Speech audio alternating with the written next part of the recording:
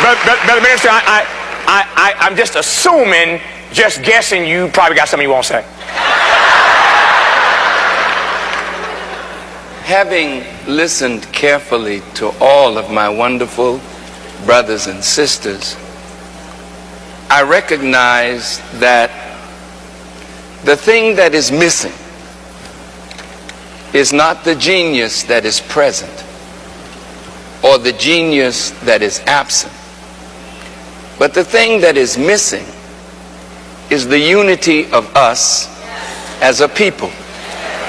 My beloved brother, Mr. Frazier, articulated some magnificent economic truths that can be realized fully by the unity of us as a people. My sister talked about education and health issues. We cannot any longer depend on a benevolent white person in office to look out for our needs. That responsibility is ours. Now listen up. This from FARRAKHAN. We must build something that we want to be as black community ourselves. Otherwise, we are going to be doomed. We can't make it. We cannot be able to win it if we will continue waiting for the people who have left us suffered for years to help us. See, what they come to do, they come and say, we shall do this, we shall do this, we shall do this, but at the end of the day, they will not do it. Now, we have a responsibility as black people of coming together, uniting, and building up what we want to build ourselves. That is the responsibility we have, whether we like it or not. This speech from FARRAKHAN, he said it, he made this speech a little bit long ago, and I wanted to use it to try and really explain something, because I've seen people who are really trying to still failing when they think that we can be able to stand or we can be able to work with other people to help us. Listen, we've suffered for years, and for many years that we've suffered, people have been laughing at us when we've been suffering, and the only thing we want, we know it by ourselves. I know what I want. I know where I want to go. You know what you want, and you also know where you want to go. You have the visions. You have the the blueprint on your hands. You know the eventuality of yourself, and therefore we need to do it by ourselves. We need to come out by ourselves, do it by ourselves if you want to make it. I want you to take a look and listen at this speech. I will come back and say something at the end of it, okay? As you're watching this video, have your thoughts shared with me in the comment section. I will do my best to make sure I read all of them and give a response where possible. But until then, let's take a look at the video. Now, whether my brother, Bishop Eddie Long, can visit the White House and speak on behalf of us, or whether the Reverend Jackson can visit the White House and speak on behalf of us, or any of us. They haven't invited me, Minister Park. They haven't invited me to the White House. Well, you're on your way though, brother, for sure. When you can assemble us like this, you are a very important man.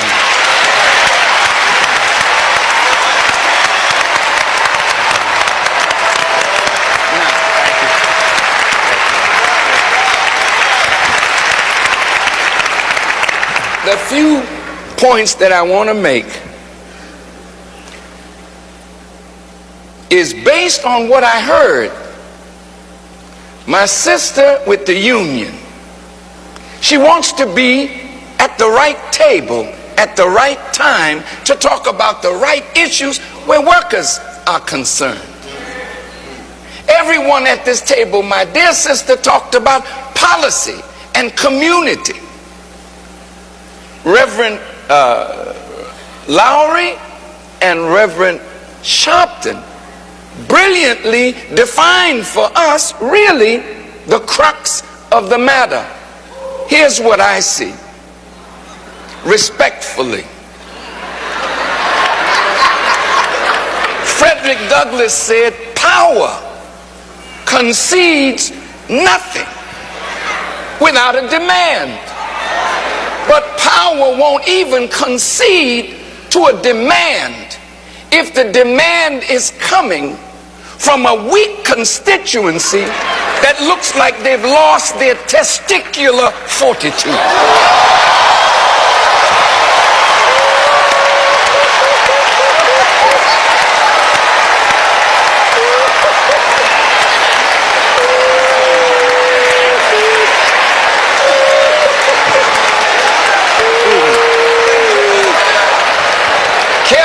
Careful now. Careful. I'm a Baptist preacher too. But listen, family, listen. The generational gap is serious. But it's written of in Scripture. When Moses gathered the people in the wilderness, he spied the promised land. But there were some giants in the promised land. And the people were asked, go in, we're with you. They said, wait a minute, God. We would go, but the giants are there. They had no faith that they could take the land from the giants. So what did God say?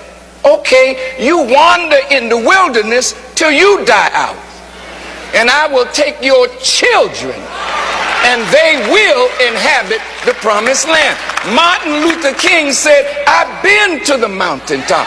I have seen the promised land. I may not get there with you, but we as a people will get there when we separate from a pharaohic idea of mental slavery. Our children, listen, our children cannot eat at the table of illusion and hypocrisy. Most of us who have access, who have wealth, who have quote unquote positions, we are like mannequins in the shopping mall of democracy. When you go to the shopping mall, you see the mannequin.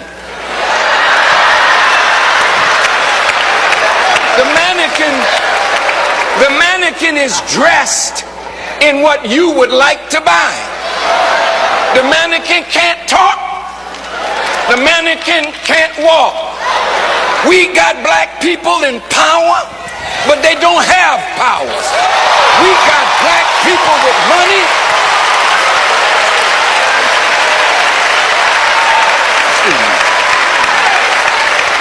We have black people with money that we think are giants, but in the company of their white counterparts, they are midgets. Now, if we want to get where we want to go, we can't focus on the house that has rejected us and our fathers for 400 years. We have to now focus on ourselves. Now follow this and I'm out of here. I'm complete. Follow this. Follow this. President Bush, bless his heart,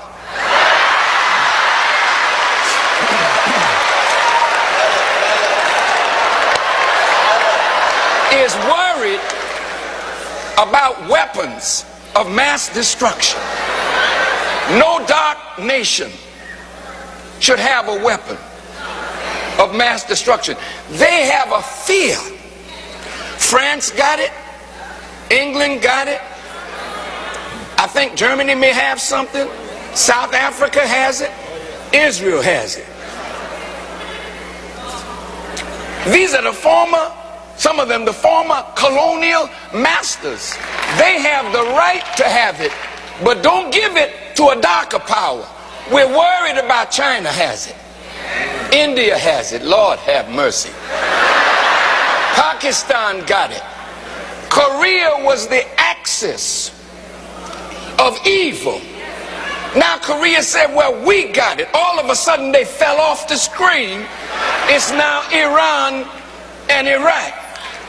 Well, if they are so afraid of weapons, of mass destruction, my teacher, the Honorable Elijah Muhammad, said, our unity is more powerful than an atomic or hydrogen bomb.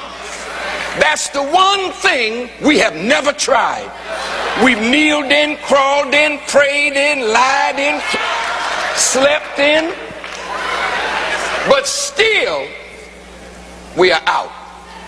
If you want to get what you want, we gotta start with a contract with us. A contract, a covenant with us. We in leadership make a covenant with your people that you will never sell them out. We as leaders, listen.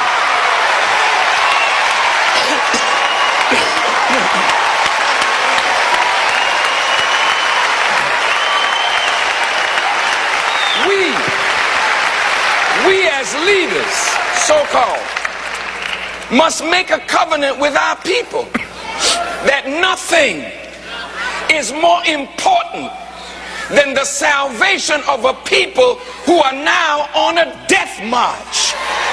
While we're singing and dancing and popping our finger and shaking our backside to the world, we are on a death march into ovens, but not the same oven called Auschwitz.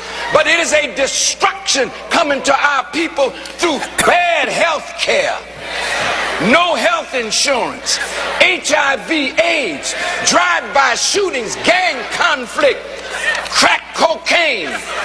We are now become the enemy of ourselves. So we have to make a covenant. And in closing, in my conclusion, oh yes, I'm a Baptist preacher now. In my conclusion, in the 37th chapter of Ezekiel, there was some dry bones that were in a valley. And the bones were talking to one another. They were having a conversation about a contract.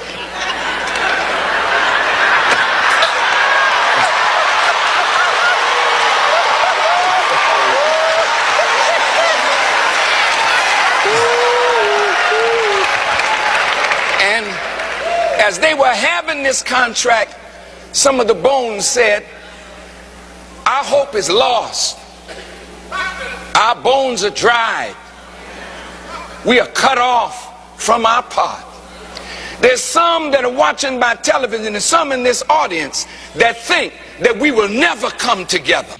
This one is a message that goes to all the black people, all the black family all over, around the globe, most especially in Africa.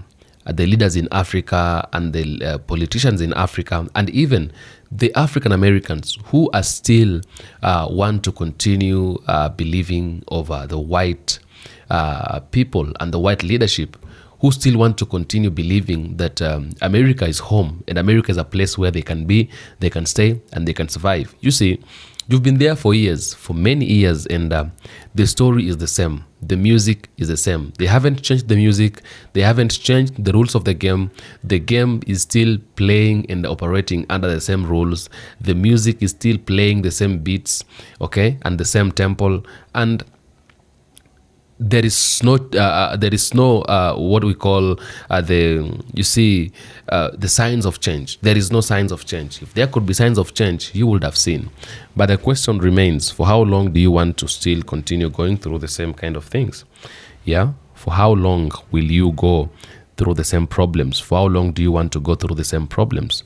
You see, we have to make a change. And this change, we're going to make it by ourselves. Nobody's going to come and make a change for us. We have to decide and say, this is what we want to do, or this is where we want to go. That is the only thing we can do. If we can't do it, then nobody's going to do it for us, and nobody can do it for ourselves. You see, Let me tell you something. There is one thing that the white community really fears and they are really afraid of: the unity of a black person. The unity of a black person is very strong. They say it is powerful than atomic or hydrogen bomb. Yeah, that's what they say. The unity of a black person is stronger than atomic or hydrogen bomb. And the white community really fears the unity of a black person. Now, how are we going to make it happen? How can we do it? How can we do it? It is as me and you decide to come together. And when we finally come together, we can be able to make things happen by ourselves. But if we don't come together, we cannot make things happen. Yeah, we have to be united. We have to stop saying, I am an FBA. I don't want to associate with an African. I don't know what. I don't want this. You see, listen up. We are all black people. You can be an FBA. You can be a what. You can be a what. But at the end of the day, you need to understand one thing. We are all blacks. I have a black skin. You got a black skin. You don't look like a white person. You don't look like them. For years, they have been segregating you because of your color. Yeah, they've been resisting you because of your color. Don't you see that? It's the same thing that happens in Africa. When they come to Africa, they will still do the same thing. When they came to Africa during the time of the time of colonization and all that, that's what they were simply doing. Yeah, they were taking the black people. They were enslaving the black people. It is the black community that was enslaved. It was the black people that was enslaved. I hope you're getting me now when I talk about that. And therefore, me and you look the same. That's why you find out that when a black person comes to Africa finally and wants to stay in Africa, they would say, the moment I get in Africa, I feel like I am very safe, because when I look around, I can see people who look like me, people who have a color that is as same as mine. That's what they say. And therefore, I think what we need to do right now is to understand the fact that we are all black people and we need to come together. Our unity will shake them. They have always tried to make sure that they're destroying the unity, because they know when these people come together, they are very strong. We have everything. We can do all things, yeah, through God who strengthens us. We have the resources, we have the power, we have the labor, we have the mind, we have the intelligence. We can do it. And they know that black people can actually do it with or without the presence of the white people. They know. I won't lie to you. They know. With or without the presence of the white people, they know very well that black people can do it better. Black people can do it hugely. They know very well. I'm telling you that I'm telling you the truth without lying. They know. But now they fear, and because they fear, they will try to do all things possible to make sure they are not allowing these people to come together. But when we are together, we can be able to do wonders. We can be able to do great things. Okay? We've suffered under their hands. It's a time that we need to come out and do things our own selves, by our own selves, with our own people.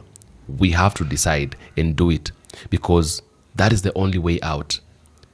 Personally, when I speak, I normally say that I love my black brothers in America so much. And not only in America, in the UK, in Germany, in Italy, in Belgium, in Spain. Anybody who is black. Me, I don't know where you're coming from. I don't know your tribe. I don't know your culture. I don't know what. I know the skin. This person looks like me. You can be my brother. We are simply originating or coming from the same person. If we are black, the person who we came from is one person. So in one way or the other, you are either my brother, my sister, my cousin, my uncle, my father, like you must be something. You must be something. And therefore, the things to do with, I don't know this one come from where, or as long as you have a skin that looks like mine, I love you. And I would always want us to come together and do things, build up something that will scare the white community. We're not going to revenge or avenge for what they did to us and all that. We are only going to put up something that they look at it and it will force them to respect us without even us asking them to do so. Okay? So we have to build unity. We have to come together and say, this is what we want to do. This is where we want to go. And that is the only way we can make it out. Tell me what you think in the comment section. I will do my best to make sure I read all the comments and give a response where possible. Until next episode, peace be with you.